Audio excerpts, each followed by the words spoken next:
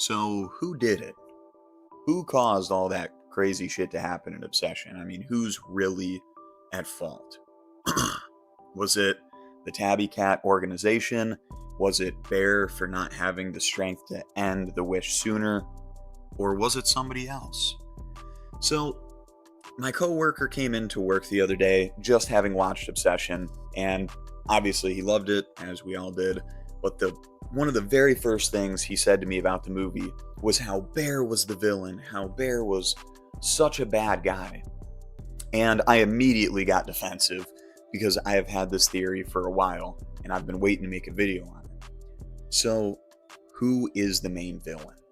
A lot of people say Bear because he didn't have the strength to end the wish sooner, or he wasn't looking into it hard enough to find out that he can have another wish contradict his in time to stop all of the stuff that had happened. Which is a fair point. He's, yeah, kind of a coward and a pansy for that. Sure, I'll give you that. But he is not the main reason that all of this happened.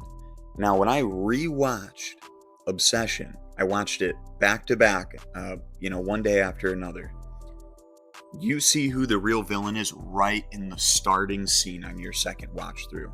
It starts with Bear giving this sweet monologue speech to this random girl to practice telling Nikki his feelings.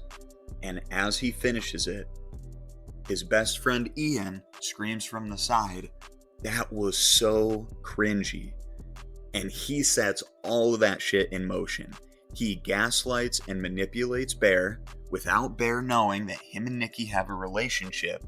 And he proceeds to tell Bear to call her Freaky Nikki, to not tell her his feelings properly. And it causes the weird breakup type situation where Bear had to break the One Wish Willow after it.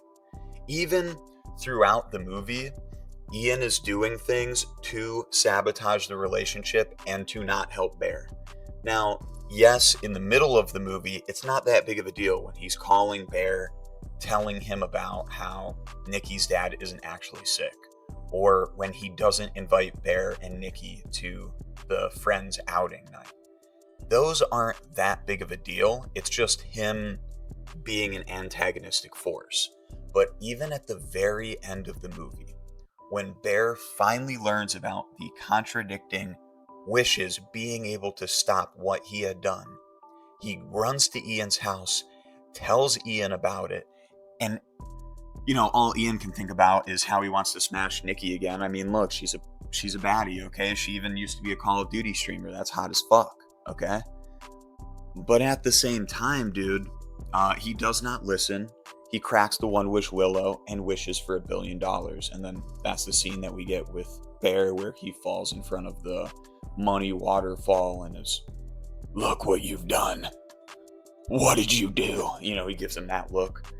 So Ian is the main antagonistic force. I mean, even when the wish could have been solved, it was Ian who pushed back and didn't do the contradicting wish. And he is also the one who manipulated Bear into feeling so uncomfortable that he used the One Wish Willow. Now, of course, Bear didn't know. That's a big reason why, not a lot of blame falls on Bear either, because he wasn't aware. Now, let's go into two other theories that I really like about this movie. The first one is one that I think is just commonly, it's a misconception. The meaning of the tiger's eye. A lot of people try to give that little tiger's eye stone that Nikki gave Bear these really crazy meanings, but it's very simple. They said it in the scene, they wrote it out, and it's so obvious.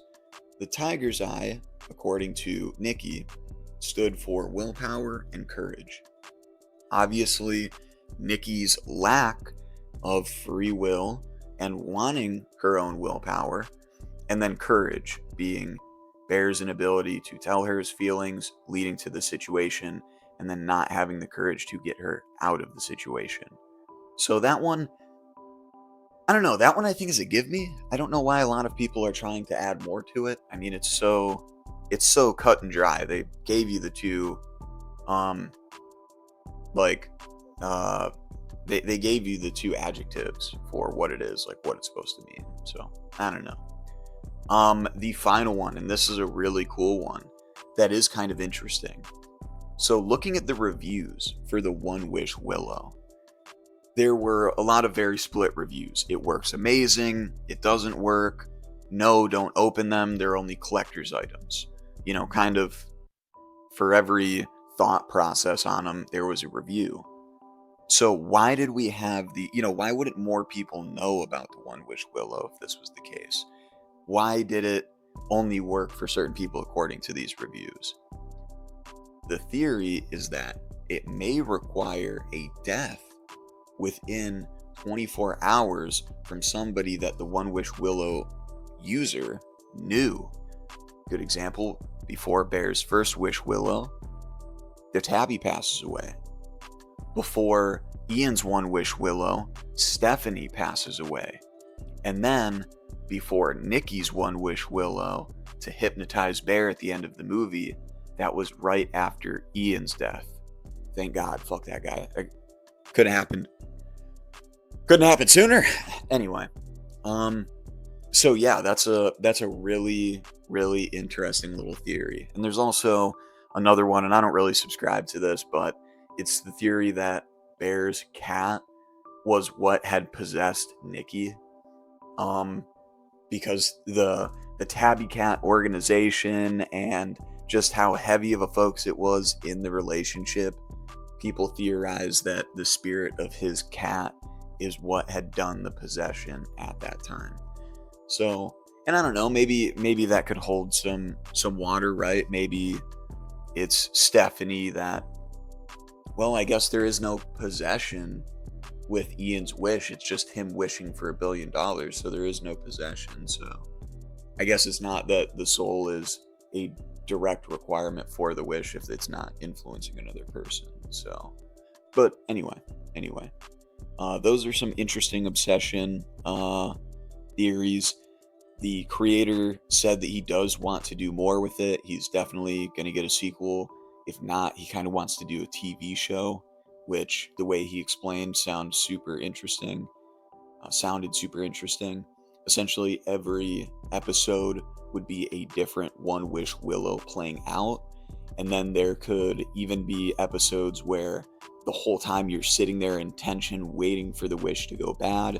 And then it turns out that it just never goes bad. You know, everybody gets, the money or the power or the status that they want.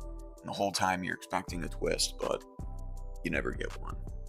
So I'm super excited for that. It was a great movie.